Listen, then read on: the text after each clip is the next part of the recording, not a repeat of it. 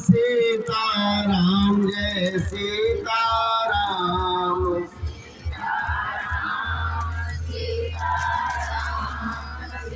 कपड़ा सब सीताराम सीताराम सीताराम जय सीताराम।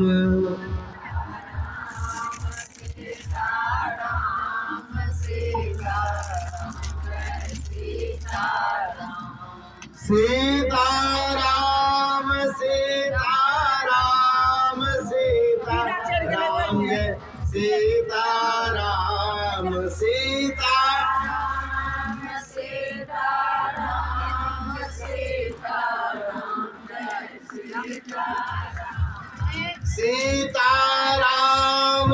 सीताराम सीताराम सीताराम जय सीताराम।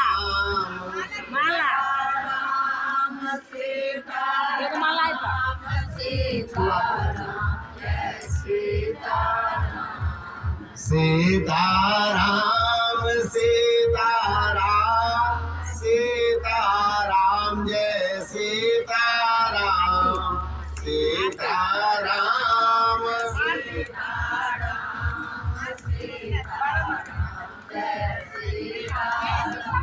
श्री सीताराम सीताराम सीताराम जय सीताराम।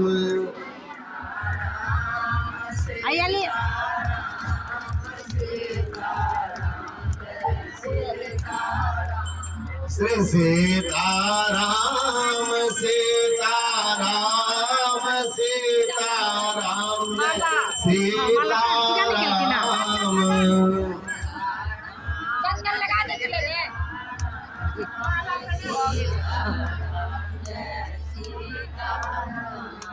श्री सीताराम नाम महाराज की। श्री रामार्चा पूजन को आप सबने देखा है। श्री रामार्चन यज्ञ जो कलयुग के लिए कल्पतरु है। सामान्य जीव जिन वस्तुओं की कामना करता है, राजा से लेकर के रंग तक जिन वस्तुओं की कामना करे और उनको वह अप्राप्य हो जाए तो वह रामार्चा का शरण लेते हैं और उनको वह प्राप्त हो जाता है। रामार्चन यज्ञ सबके लिए है, उन जीवों के लिए है जो भगवान के चरणों में आकर के भगवान के ही है और कहते हैं कि प्रभु हमारे मन में छोटी सी कामना रह गई है, कामना दूर नहीं हो रही है, आप कृपा करें यह भी दूर हो जाती तो फिर हम आप ही में मन लगा के रखते। और ऐसा होता है, हम हनुमान जी के मंदिर में जाते हैं, राम जी के मंदिर में जाते हैं, दुर्गा मैया के मंदिर में, श्यामा माई के मंदिर में जाकर के ढेर सारी मनोकामना, बेटा चाहिए, बेटी चाहिए, पोता चाहिए, पोती चाहिए, दुकान चाहिए, मकान चाहिए, छत पे रामार्चा कराएंगे, इधर मिल जाएगा तो दूसरे तल्ले पे कराएंगे। तो इस तरह की बहुत सारी मनोकामनाओं को लेकर के जो है रामार्चा की जाती है। तो ये सब मनोकामनाएं पूरी होती है। कैसे पता चलता है पूरी होती है? मधुबनी में खूब रामार्चा होता है। मतलब महाराज घंटियां बार बार बज रही है, ठाकुर जी देते जा रहे हैं, इसकी जो मनोकामना है पूरी हो रही है, रामार्चा होता है। तो यह क्रम है। ये रामार्चन क्रम कब से पूरा हुआ, किसने पहले किया, इसके करने वाले कौन लोग थे? श्रीपति पावनी सखी जी जो हमारे जनकपुर की परंपरा की जो है वैष्णव है, भगवान की परम भक्त है और इन्होंने अपने धन का सदुपयोग कई बार किया है। हमारे यहाँ अयोध्या का जो शाखा बना उसमें भी इन्होंने बहुत प्रयास किया जिससे वह सुंदर स्वरूप में आ सके और अपने आप दे करके और अपने परिचितों का भी जो भी इनके परिचित थे उन सब से भी उन्होंने बहुत सारा दान दिलवाया। इनके बहुत सारे यश है इस रूप में, भगवान ने सद्बुद्धि दी और इन्होंने उसका उपयोग किया। धन का तो नियम ही है कि महाराज उसकी प्रथम गति यदि होती है तो वह शुभ माना जाता है। शोधन धन्य प्रथम गति जाशु, मतलब आप भगवत कार्य में लगाएं, परोपकार में लगाएं और उसको जो है महाराज दान में, यश में लगाएं तो ज्यादा सुंदर है। और इनके हैं रामार्चा का क्रम। रामार्चा किसने पहले किया यह जानने की भी इच्छा होती है तो आपने बारंबार सुना हुआ है। आप सबके जो सुने हुए प्रसंग है उन सबको पुनर्जागृत करते हैं, आप सुन पाएंगे। श्री भगवान श्री सीताराम जी के कथा के बड़े प्रेमी है श्री शंकर जी महाराज। भगवान भोलेनाथ। उनकी महाराज सदा सदा से प्रिय सदा वामांगी श्री माँ गौरी जो उनके साथ सदा विराजती है, एक बार उनके चरणों में आकर के बैठी है और चरणों में आकर के उन्होंने प्रणाम किया है और प्रणाम करके भोलेनाथ को बोलती हैं श्री पार्वती वाच। और यहाँ से कथा का प्रारंभ होता है। भगवान सर्वधर्मज्ञ सर्वशास्त्र विशारद लोकानां कारणार्थम श्री पार्वती जी चरणों में प्रणाम करके कहती है कि भोलेनाथ संसार में अपने मनोकामना की सिद्धि के लिए बड़े प्रयत्न है, यज्ञ है, पूजा है, पाठ है, स्नान है, तीर्थ है, व्रत है, बहुत सारे नियम संसार में ढेर सारे पड़े हुए हैं। 9 दिन वाले, 8 दिन वाले, महीना वाले, श्रावण 1 महीना तक चलता है। लोग कांवर लेकर के बाबा धाम जाते हैं। नवरात्र 9 दिनों तक चलता है। माँ दुर्गा का घर घर में आराधना होता है, कलश बैठता है ना। इतने सारे पूजा है, बड़े नियम है, बहुत सारे बाबा जी विभूति बांटते हैं। इतने सारे सब व्यवस्था होने के बाद भी बहुत सारी मनोकामनाएं जीव की अछूती रह जाती है, पूरी नहीं हो पाती। हे प्रभु, आप सभी धर्मों के जानकार हैं और संसार भर के जितने उपाय हैं उसके विशारद हैं। आपके ही चरणों से तो उपाय निकल के जाते हैं भोलेनाथ। कोई ऐसा पूजन बताइए जिससे सामान्य से सामान्य जीवों की भी मनोकामना निश्चित रूप से सिद्ध हो जाए। जब ही ऐसा कहा भोलेनाथ मुस्कुराए। गोस्वामी जी का बड़ा सुंदर दोहा है। बंदऊ पद धरि धरणी सिरु विनय करऊ कर जोरी मरणौ रघुबर विमल जसु श्रुति सिद्धांत निचोरी। जो सुना उन्होंने शिव जी बड़े प्रसन्न हो गए हैं। अब जब देखा प्रसन्न है तो और एक चौपाई बोल रही है। अति आरती पूछो सुरराया रघुपति कथा कहूं करिदाया। अरे मतलब ये है कि आपको यदि भूख भी लगी हो और बहुत जोर की लगी हो और आपको भगवान के मंदिर का सुंदर प्रसाद भोग वाला मिल जाए, इसको कहते हैं सोने में सुगंध हो जाना। यानी आप उपाय भी बतला रहे हैं पर उपाय भी सीताराम जी से संबंधित बता रहे हैं कि आपकी अनन्यता भी भंग नहीं होगी और आपकी सामग्री भी आपको मिल जाएगी। ऐसी उपाय आप बतलाइए। भगवान राम जी का चरित्र सुनना चाहते हैं और उपाय भी चाहिए, दोनों एक साथ चाहिए। भगवान भोलेनाथ प्रसन्न हुए हैं और कहते हैं देवी तुम धन्य हो, कृतपूर्ण हो। क्यों? क्योंकि तुमने ऐसा प्रश्न पूछा। किसके लिए? अपने लिए नहीं, संसार भर के लोगों के लिए, जिनके जीवन में दुख है, जिसके जीवन में एक मनोकामना है जो बड़े दिनों से जो बची पड़ी है। यदि ये हो गया होता ना तो अच्छा होता, बस यही रह गया। तो ऐसी मनोकामनाएं यदि हैं तो देवी हमारे पास उपाय है।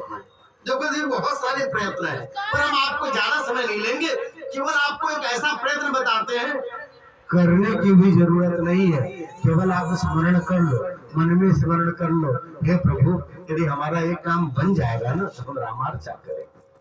आप केवल स्मरण, जिससे स्मरण मात्र कहते हैं कि महाराज केवल उसके स्मरण मात्र से क्या होगा? सिद्धि प्राप्त होती दुर्लभम। क्या बात करते हो महाराज। 1 महीना तक प्रयागराज में जाके डुबकी लगाए थे, जाकर के वहां पर जितने भी देवता हैं उनकी पूजा की। लेटे वाले हनुमान जी की परिक्रमा लगा करके आए, चित्रकूट जाकर के वहां पे कामदगिरि की परिक्रमा लगा करके आए।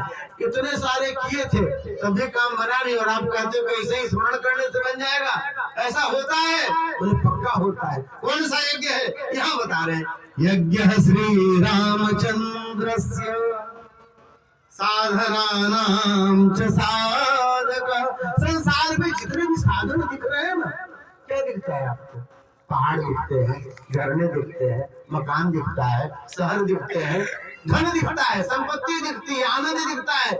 इन सबको जो बनाने वाले हैं ना परमात्मा, उसको कोई निर्मित करने वाला होगा ना, उसके निर्माण में सहायक पूजा हुई होगी। कौन सी पूजा है? श्री रामचंद्र महायज्ञ की। रामचंद्र महायज्ञ महाराज 1 दिन का पूजा 12 बजे शुरू किए थे, 6-7 बजे बैठ के कथा कर रहे हैं। और इस पूजा का ऐसा महत्व कि जीवन की जैसी कामनाएं पूरी हो जाएंगी। इतने बड़े बड़े यज्ञ से जो पूरा नहीं था, छोटे यज्ञ से। तब उन्होंने कहा इस यज्ञ का महत्व जानती हो देवी?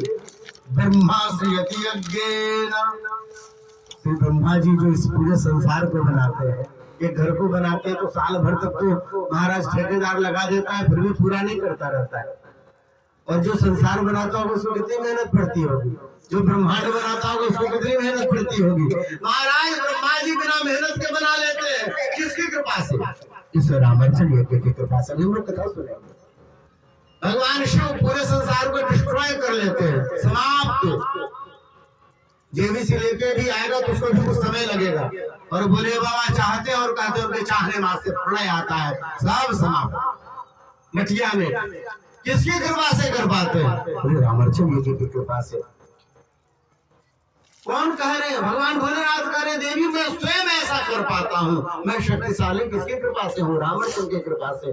अब तो सुनी तो धन्य हो गई, इस कृपा से क्या प्राप्त हो सकता है? बोले बाबा कहते कुछ भी। राज्य गया हो तो राज्य लौट करके चला है, धन गया हो तो धन लौट करके चला गया है, चला आएगा। स्वास्थ्य चला गया हो, बड़े रोगी है, डॉक्टर कहता है कि कुछ नहीं हो सकता, महाराज रामार्चा करो, स्वास्थ्य लौट करके आएगा। आपकी जो श्रद्धा होती है वह फलवती होती है। हमारे यहाँ एक व्यक्ति को बहुत प्रसिद्ध कहता है, हमारे गुरुजी का तो इसके कारण संसार में नाम हुआ। एक व्यक्ति को सांप काट लिया था और उसकी बेवकूफी ऐसी, उसने कहा कि हे भगवान इसका सांप वाला ठीक हो जाएगा तो रामार्चा करेंगे। कुछ नहीं बिगड़ा, उसको ठीक हो गया। अब तो महाराज उसी गांव में भी 8-10 दिन पहले रामार्चा करा करके आए। बातें पहले थी भूल गए थे, फिर उन लोगों ने बताया कि महाराज यहाँ हर घर में रामार्चा हो चुका है, आपके बहुत सारे गुरु भाई मिलेंगे यहाँ पर। ऐसा और सांप काट ले, आप प्रयोग मत करना, पता नहीं आपकी श्रद्धा उतनी वैसी हो कि न हो, जैसा वैसा था। लेकिन ऐसा भी हुआ है, अपने जो है चौराहे में भाई हैं जिनको खाने की दिक्कत थी, उनको महाराज जी ने कहा कि रामार्चा कराओ। बोले खाने का समस्या है, रामार्चा कहाँ से कराएंगे? उनके पास जो भी 2-4 रुपए थे उससे लड्डू बनवाया, रामार्चा किया। 60-70 साल होने को आए हैं, धन की कमी नहीं रही है, धन बढ़ता चला। ये रामार्चन का प्रभाव है। जीवन में जिस प्रकार के भी किसी प्रकार की भी मनोकामना है, किसी प्रकार का दुख है, यह रामार्चा पूर्ण करती है। रामार्चन का ऐसा प्रभाव है। महाराज इस रामार्चा को किया किसने पहले?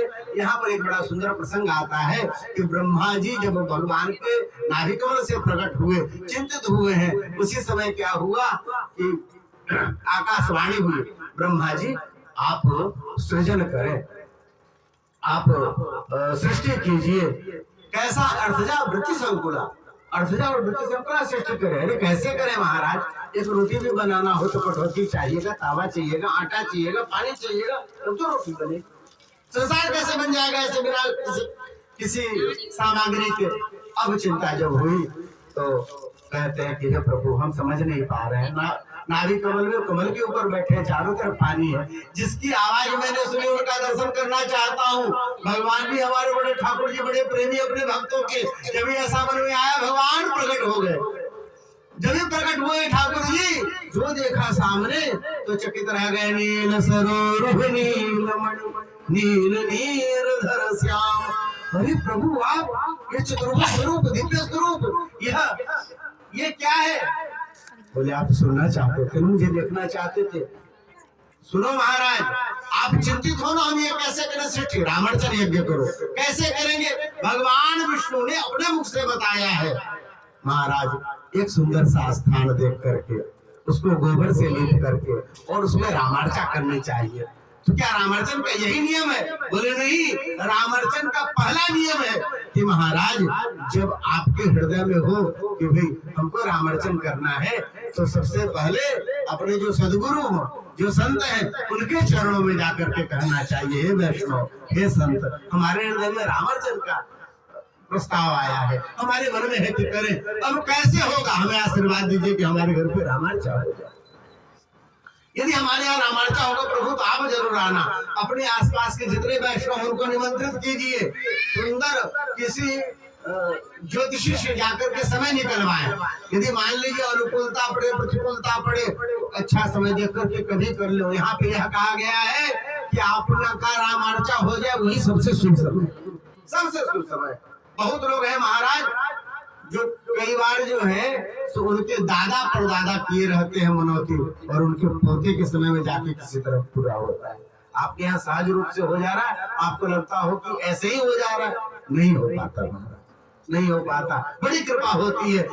विष्णु भगवान ने कहा कि ऐसे आप ज्योतिषी से दिन विचार लें, अच्छा शुभ दिन देख करके और सुंदर मंडप आदि बना करके, फल से युक्त यदि केले का पेड़ मिले, न मिले तो केले का पेड़ मिले। अयोध्या जी में तो पत्ता बांध के कराते हैं, चित्रकूट में भी वहां केले का पेड़ जल्दी नहीं मिलता, फल वाले की तो बात ही अलग है। तो महाराज वहां पत्ता बांध के करा लेते हैं, लेकिन यदि मिल जाए तो इस तरह से पीलास्तरण बिछा करके 21 कोष्ठक का यंत्र बना करके और प्रथम आवरण द्वितीय आवरण करके 4 आवरणों में पूजन होता है। देखो ब्रह्मा जी प्रथम आवरण में गौरी जी से पूजा शुरू होता है, और जगह गणेश जी से पूजा शुरू होती है, गौरी जी से समाप्त होता है शंकर भगवान का। द्वितीय आवरण में श्री अयोध्या जी से पूजन शुरू होता है और भगवान के 8 मंत्रियों में पूरा होता है। तृतीय आवरण में दशरथ जी से पूजन शुरू होता है और हनुमान जी पे पूरा होता है। और चतुर्थ आवरण में भगवान सीताराम जी का षोडशोपचार पूजन भाव से रच रच के करना चाहिए, और उसके बाद दिव्य कथा सुननी चाहिए, और उसके बाद कथा सुन करके 56 भोग लगा करके हनुमान जी को प्रसाद पवा करके, और सुनो खुद मत पाना, बांट के पाना, रामार्चा का प्रसाद को बांट के पाना चाहिए, यही नियम है। इसकी भी एक कथा है जो हम लोग अंतिम में सुन लेंगे। इस तरह से जब आप रामार्चा करेंगे तो आपका कार्य सिद्ध होगा। और ब्रह्मा जी ये पहली बार नहीं कि आप रामार्चा करें, आप भूल गए, पिछले जन्म में मंदाकिनी के तट पर दिव्य रामार्चा हुई थी, आपने प्रसाद पाया था, उस रामार्चन के प्रसाद का फल है कि इस जन्म में आप ब्रह्मा बने हो। बोले रामार्चन महायज्ञ की। इस तरह से भगवान ने दिव्य रामार्चा की विधि बतलाई और ब्रह्मा जी ने रामार्चन यज्ञ किया, और उस यज्ञ के प्रभाव से महाराज कहते हैं कितने सारे मनु, कितने सारे जो है सो यह युग बार बार समाप्त हो जाते हैं। और उसके बाद ब्रह्मा जी का एक पलक पड़ता है, ब्रह्मा जी जब सोते हैं तो प्रलय हो जाता है। इसके बाद ब्रह्मा जी की 100 साल आयु रहती है और निरंतर वो जो है सृष्टि करते रहते हैं। इतने सृष्टि का जो है उनको प्रभाव, इतने सृष्टि करने का जो है उनको ताकत कहां से आया? रामार्चन यज्ञ से आया। यह रामार्चन यज्ञ की महिमा है। अभी यहाँ पर बड़ी प्रसन्न हुई, एक अध्याय पूरा हुआ। दूसरे अध्याय में पार्वती जी पूछती है किसने किसने रामार्चन किया महाराज। इससे पहले एक बड़ी सुंदर कथा आती है। यह कथा कहाँ की है? बोले महाराज मथुरा की कथा है। वहां पर एक पृथु नाम के ब्राह्मण थे, ध्यान से सुनिएगा नहीं कथा निकल जाएगी।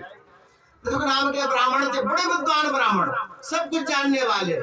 पर जीवन में महाराज कभी कभी होता है आपके पास बहुत धन हो और फिर क्या होता है, फिर भी कष्ट आ जाता है। आपके पास बड़ा सुंदर स्वास्थ्य हो फिर भी कष्ट आ जाता है। आपके पास सब कुछ हो फिर भी आप कष्ट में पड़ते हैं। लालू यादव दोनों किडनी बदला के आए, इनके पास क्या नहीं, वो तो कुछ भी खा सकते थे, चारा तक खा गए तो भी उनको नहीं बना, फिर भी उनको किडनी बदलानी पड़ी। तो यह होता संसार में दुख कब आ जाए कौन नहीं जानता, किसकी क्या स्थिति हो जाए। पृथु बड़े प्रसिद्ध ब्राह्मण थे, बड़े विद्वान थे, संसार में नाम था।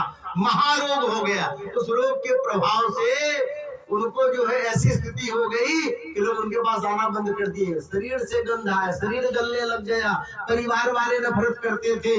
महाराज जो बड़ा धनी, बहुत संसार में लोकप्रिय हो चुका हो, उसको अकेले नहीं रहा जाता।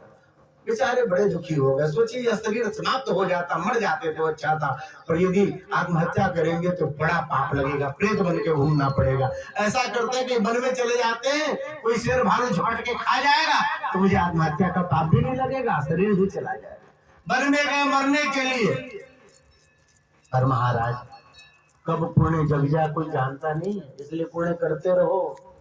प्यासे को जलदान कीजिए, सूर्य को जलदान कीजिए, गंगा जी नहाइए, पूर्णिमा अमावस्या को अपने घर में यदि ये चाहे तो नियम से नहाए तो आपको पूर्णिमा अमावस्या के स्नान का फल मिलता है। पुण्य कभी नहीं समाप्त करना चाहिए, उसका कब फल प्रकट हो जाए कोई नहीं जानता।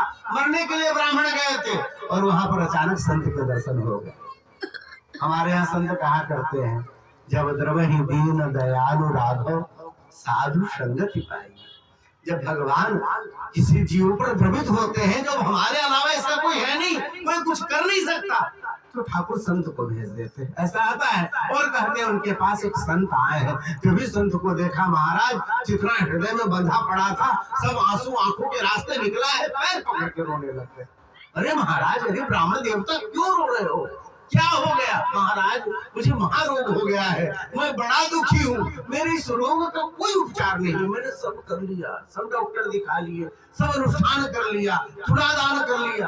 आपके जीवन के भयानक कष्ट हो, एक तरफ तुला जी आप स्वयं बैठे, दूसरी तरफ सामग्री रखे, और यदि बराबर तौल करके उस सामग्री को गाय को खिला देते हैं, वह समस्या आपकी कम होने लग जाती है। खूब प्रयोग है ऐसा। मैंने सब कर लिया महाराज, मेरा दुख कम नहीं हो रहा है, मैं मरने के लिए आया हूँ, अब मेरा कोई उपाय नहीं। ऋषि कहते हैं एक बार जी के देखो, जाओ घर रामार्चा यज्ञ करना। कौन यज्ञ? अरे मैंने बड़े बड़े यज्ञ किए महाराज, रामार्चन मुझे मालूम है, मैंने किया नहीं है, एक दिन का होता है, सामग्री जुटाई जाती, कर लेते हैं। अरे मैंने 9 दिन वाले, 1 महीना वाले बड़े बड़े पंडितों को बैठा करके जब कराया, सब करा लिया महाराज, कुछ नहीं हुआ। एक यज्ञ से क्या होगा? बोले मेरे जीवन में हुआ है तो मैं कैसे न मानूं। मेरी पत्नी ने सेवा की थी अपने मायके के लिए, उनको संतान चाहिए था, तो मैंने कहा कि मैं पिताजी से पूछ के आता हूँ। पिताजी से पूछा, उन्होंने कहा कहो रामार्चन यज्ञ कराएंगे, उनकी वंश वृद्धि निश्चित रूप से होगी। वो लोग हार गए थे, हमारे यहाँ संतान होगा नहीं, हमारी वंश परंपरा चलेगी नहीं। और कहते हैं जब रामार्चन यज्ञ कराया उनके कहने पर, तो उस रामार्चन के प्रभाव से महाराज विश्वामित्र जैसे लोकप्रिय संत, जिसके पीछे भगवान राम लक्ष्मण जी स्वयं अयोध्या से चलकर के जनकपुर तक पैदल आए थे, तो विश्वामित्र जी का जन्म रामार्चन के प्रभाव से हुआ था। यह रामार्चन यज्ञ की महिमा है। अब तो ब्राह्मण के मन में एक बार जीने की इच्छा बढ़ी, लौट करके आए, उन्होंने रामार्चन यज्ञ कराया, सामग्री जुटाई, भाव से रामार्चन यज्ञ किया, सबको प्रसाद बांटा और भरी भरी आंखों से प्रसाद पाया है। सोए हैं, सुबह से पता नहीं क्या परिवर्तन हुआ, थोड़े पॉजिटिव सोचे होंगे, कुछ अच्छा हुआ, धीरे धीरे ठीक होने लग गए, महीने में एकदम स्वस्थ। महाराज उनकी स्थिति ऐसी हुई कि अब तो बारंबार रामार्चा करने लग गए, और रामार्चा के प्रभाव से उनका जीवन धन्य हो गया। एक बार रामार्चा कर रहे थे, उनके यहाँ रामार्चन का जो स्वरूप था, एक चिड़िया मारने वाला वो पहुंचा। अब उसको ये नहीं समझ में आया कि पूजा क्या है, पाठ क्या है, लेकिन सबको ये मालूम होता है कि खत्म होगा तो प्रसादी मिलेगा, कुछ मीठा की खट्टा कुछ बढ़िया। वो रुक गया, और रामार्चन का प्रसाद जब मिला तो खा करके वहां से चलता बना, प्रवृत्ति नष्ट तो हुई नहीं। वो दोबारा गया जंगल में चिड़िया मारने के लिए, चिड़िया तो क्या मारता, उसको एक जीव ने मार दिया। एक जानवर के द्वारा जब वह मारा गया है, अचानक बड़े बड़े यमदूत आए और उसको पकड़ करके यमलोक में ले जा रहे थे, ले जाने वाले थे। तब तक भगवान के राम पार्षद आए, भगवान के पार्षद आए, और उन्होंने कहा भैया इनको लेकर के आप नहीं जा सकते। अरे कैसे नहीं जा सकते, इसने जीवन में पाप ही पाप किया, कभी सत्संग नहीं किया, कभी मंदिर में दर्शन नहीं किया, कभी भगवान का नाम नहीं लिया। एक बार भी जिह्वा से ऐसा होता है, सुनवा भगवान नाम जिह्वा सुबह बढ़ती नहीं। संत कहते हैं भगवान का नाम सुलभ है, सीताराम ऐसे आसानी से लेंगे, और जिह्वा भी आपके बस में है, दूसरे के कहने से नहीं चलता। ऐसा नहीं कि जियो वाला वहां से जब लॉक खोलेगा तभी आपका जिह्वा चलेगी, तब मोबाइल चलेगा लेकिन जिह्वा हाथों में चलता है। उसके बाद भी भगवान नाम व्यक्ति ले नहीं पाता, दुनिया भर की बात करेगा, और आप दिन भर का हिसाब लगाए भगवान नाम नहीं निकलता। इस पापी ने कभी भगवान नाम नहीं लिया, ये तो नरक में ही जाएगा। राम पार्षद कहते हैं भगवान के पार्षद कि ये नरक में नहीं जाएगा, ये ऋषि लोग जाए, पितृलोक जाए, सर्वलोक जाए, कहीं जाए, पर ये नरक में नहीं जाएगा। बोले क्यों? बोले एक बार इसने रामार्चन का प्रसाद खाया। बोले रामार्चन महायज्ञ की। अब तो घबराई, हम तो लौट करके गए महाराज यमराज के पास। ये क्या हुआ महाराज? छुड़ा लिया उसे, फिर जैसे अजामिल को छुड़ाया था। क्या किया था उसने? बोले रामार्चन का प्रसाद खाया था। अरे रे रे, फिर तो भाग्यवान हो तुमने ऐसे व्यक्ति का दर्शन किया जिसके मुख में भगवान का प्रसाद गया है। सुनो भैया, एक बार भी जिसने भगवान का दर्शन किया हो, एक बार भी जिसने संत के चरणों की धूल माथे पर चढ़ाई हो, एक बार भी जिसने रामार्चन का प्रसाद खाया हो ना, वो फिर नरक में नहीं आता, भले जाए, फिर यहाँ का रास्ता उसके लिए बंद हो जाता है। ऐसे रामार्चन यज्ञ के प्रसाद की महिमा है। बोलिए ऐसे रामार्चन महायज्ञ की। तृतीय अध्याय में एक बड़ी सुंदर कथा आती है। कहते हैं पार्वती जी पूछती हैं, और बताओ महाराज और किसने ऐसा यज्ञ किया था। एक बनिया की कथा आती है जो विशाल नामक देश में रहता था और उसका नाम था शरम। नाम ही शरम था। ऐसा संसार में होता है, जैसा नाम होता है वैसा उसका जीवन नहीं होता। उसको शर्म नाम था उसका, पर उसके जीवन में थोड़ी सी भी शर्म नहीं थी, लज्जा नहीं थी। क्यों? भगवान के पास जाता, ढेर सारी मनौती मांगता, भगवान जब पूरा कर देते तो भूल जाता। पंडित जी को कहता, पंडित जी ये पूजा पाठ कर दो, हमारा काम बन जाएगा, आपको हम भरपूर दक्षिणा देंगे। और जब उनका काम बन जाता तो पंडित जी को 10 रुपया पकड़ा देता। अरे पंडित जी आप तो कह रहे थे कि हमें भरपूर दक्षिणा देंगे। बोले कर लो महाराज, इससे ज्यादा नहीं दे सकते। एक बार हनुमान जी को मांग के आया, हनुमान जी महाराज हमारा जो है चौक वाला की दुकान खुल जाए और चल जाए तो हम आपको 1.25 मन लड्डू चढ़ाएंगे। हनुमान जी की कृपा हुई, उसकी चौक वाली दुकान भी खुल गई। सेठ जी भूल गए, नौकर को याद था। नौकर ने कहा, सेठ जी आपने हनुमान जी के पास मनौती की थी 1.25 मन लड्डू की, ऐसा है क्या? बोले हाँ। बोले लो 1.25 रुपया, जा चढ़ा के। बोले आपने 1.25 मन लड्डू? अरे भैया 1.25 रुपया दिया, इसका लड्डू खरीद लेना। और मन? बोले अपना मन जाके चढ़ा देना। तुम्हारा मन किस काम का है? तुम तो नौकर हो, हमारे मन से चलते हो। अपना मन जाके हनुमान जी को चढ़ाना। इस तरह के सेठ जी थे महाराज। इसका यह प्रभाव हुआ कि जीवन में बारंबार पाप करने से उन्होंने उन मनौतियों से जो चीजें पाई थी वह नष्ट होने लग गई। धीरे धीरे धन कम हो गया, परिवार कम हो गया और लोग कम हो गए। जिसके पास धन नहीं रहता ना, उसके सगे संबंधी भी कम रहते, आसपास नहीं रहते। जिसके पास धन होता है उसके दूर के मामा, दूर के फूफा, दूर के मौसा, इस तरह से रिश्ते बना के लोग बताते हैं।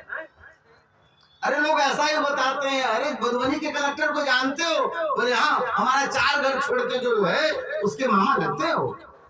अरे क्या फर्क पड़ता है इससे? पर संसार का स्वरूप है। आप प्रभावी होते हैं तो आपका सब कोई है। आपका जब प्रभाव कम होता है तो सब कुछ कम हो जाता है। सेठ जी को छोड़ के सब चले गए, सेठ अकेले रह गए क्योंकि धन कम हो गया, कारोबार में घाटा लगा, फैक्ट्री बंद हो गई, बैंक वालों ने उनका घर जब्त कर लिया।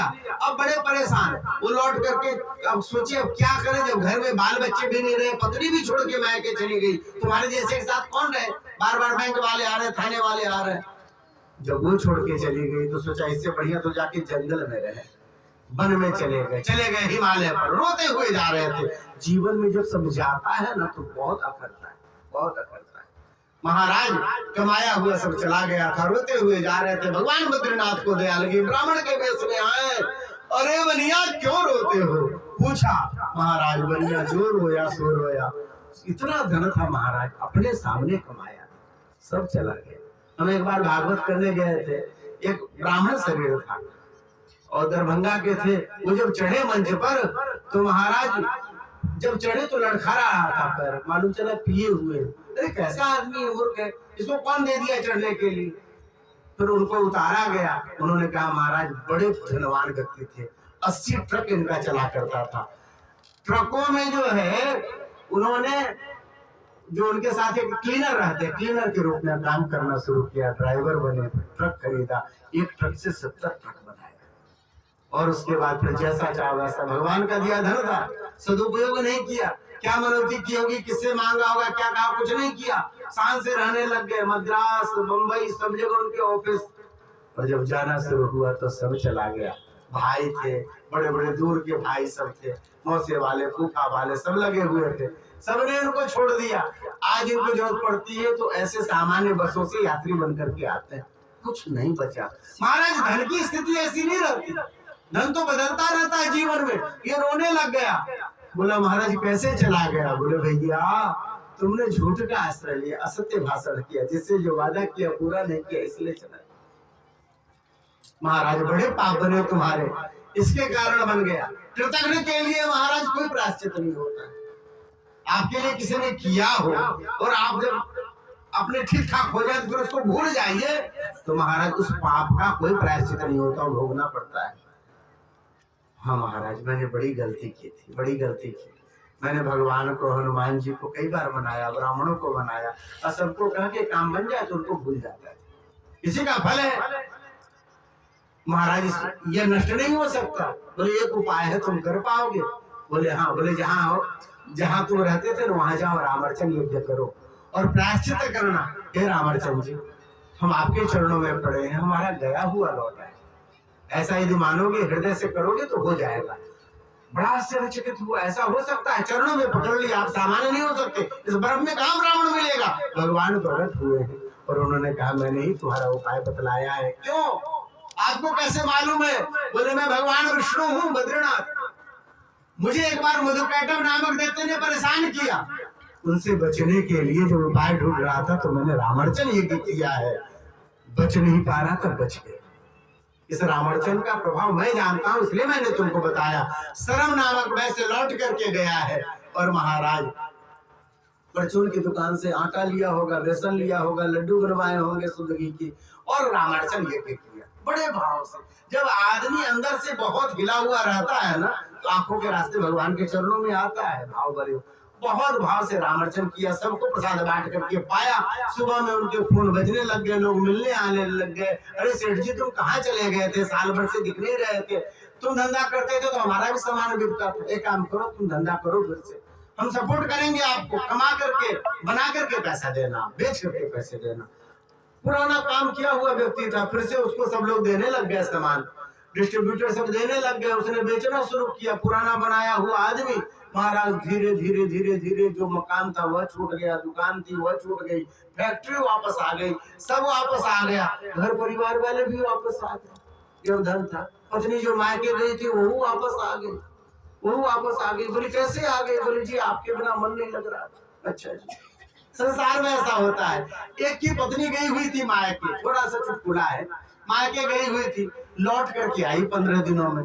पत्नी को सामने देख करके पति ने देखा एकांत है, तो धीरे से पूछा हे भगवान तुम मायके गई थी, वहाँ भतीजा भाई सब मिले होंगे, भौजाई मिली होगी, इतने लोगों में व्यस्त रहती होगी, तो तुम्हें हमारी याद तो आती नहीं होगी।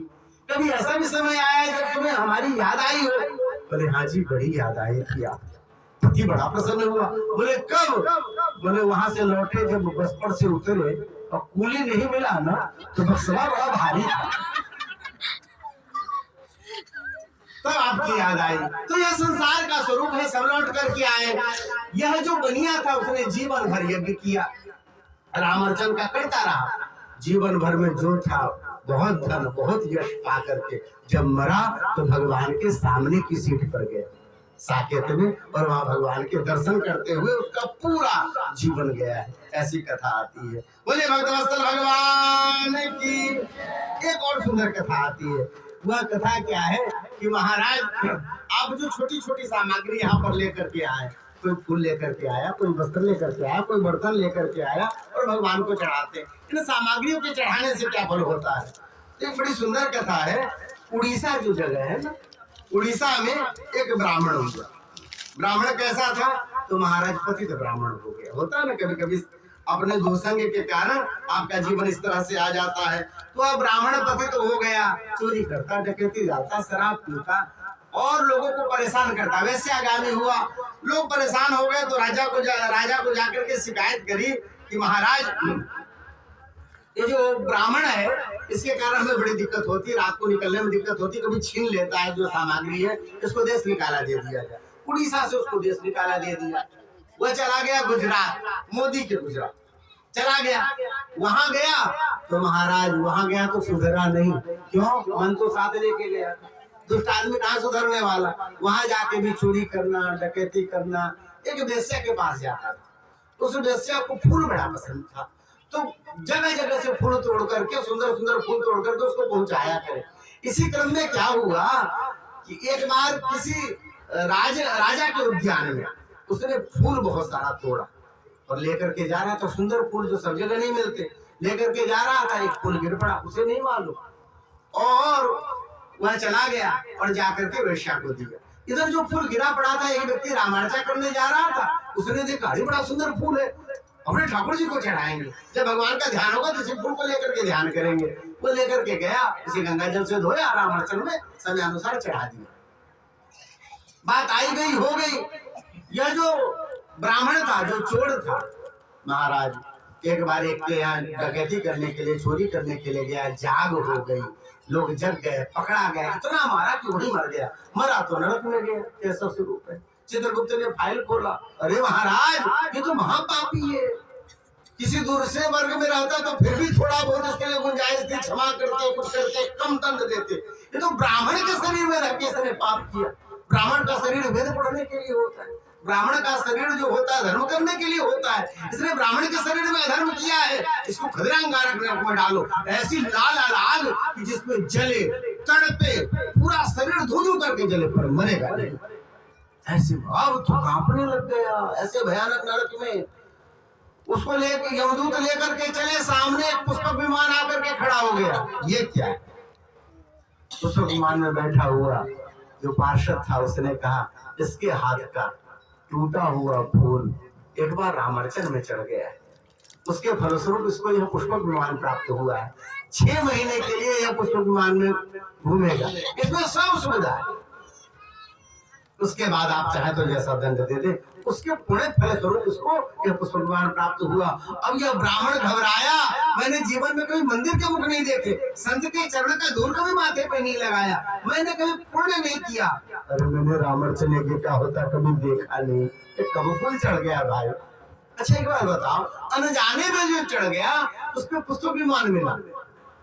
यदि मैं जानते हुए यह पूरा पुष्पक विमान, मन ही की तो बात थी, हमने कौन हाथ से चढ़ाया था, यदि पूरा पुष्पक विमान यदि चढ़ा दो रामार्चन जी को तो महाराज कलयुग का यह स्वरूप है।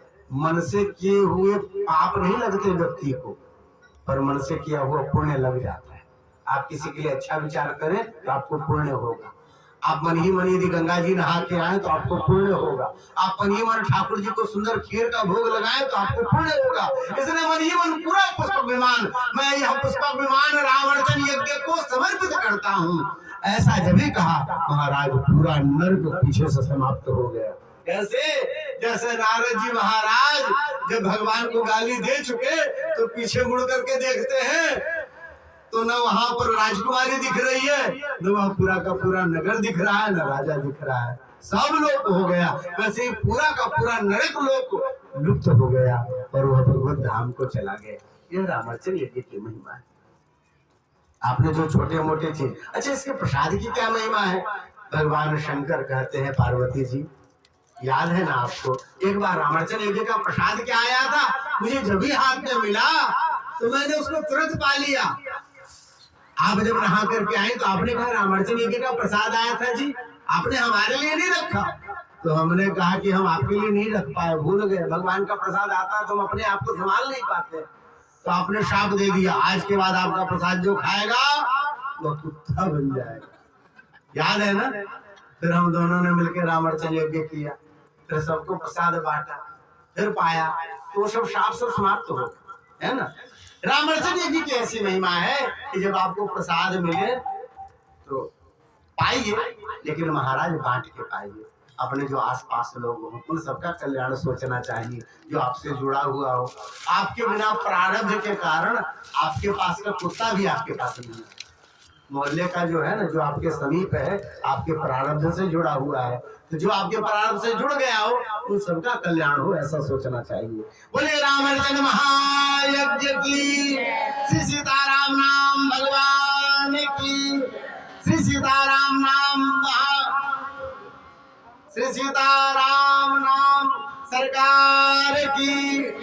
रामार्चन यज्ञ का आपने महत्व सुना। अब आरती होगी, 5 मिनट का क्रम है, बड़े भाव से सब लोग आरती करेंगे, सब प्रसाद लेकर के जाएंगे। हाँ आगे पीछे आप लोग धक्के